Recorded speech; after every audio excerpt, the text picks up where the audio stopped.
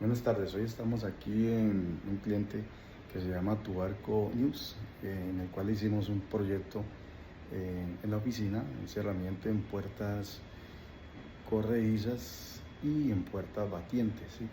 Entonces quiero mostrarles, aquí está la primera, que es una puerta corrediza con un cuerpo fijo y una hoja móvil, ¿sí? Con retícula inglesa. En la parte de acá tenemos otra que es un cuerpo fijo con una puerta corrediza que nos da una excelente hermeticidad.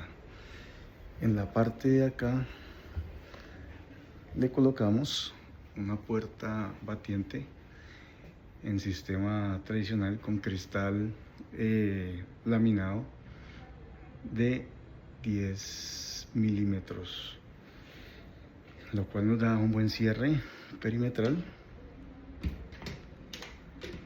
para el tema de los podcasts que él realiza acá en el sitio, ¿no?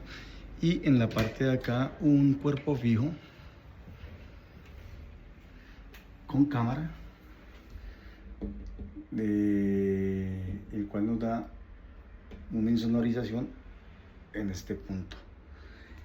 Vamos a preguntar al cliente cómo se sintió con nuestros servicios. Aquí estamos con don Wilson, el gerente general de Tubarco News. Entonces, don Wilson, contame cómo te sentiste con el servicio de la instalación y el proceso de ensamble de los sistemas. Súper bien, además porque reunió las expectativas, ¿no? En este lado, si tú volteas con la cámara, ahí necesitamos aislar el sonido, que sea como unas puertas corredizas y adicionalmente de acústica, y se logró. Y el resto, las divisiones que lograste, pues apenas, te felicito, qué bueno. Yo estoy feliz, vamos a comenzar a probar en este estudio cómo nos va. Muchas gracias, don Wilson. A ti, Muy amable. qué bueno tenerte aquí. Gracias.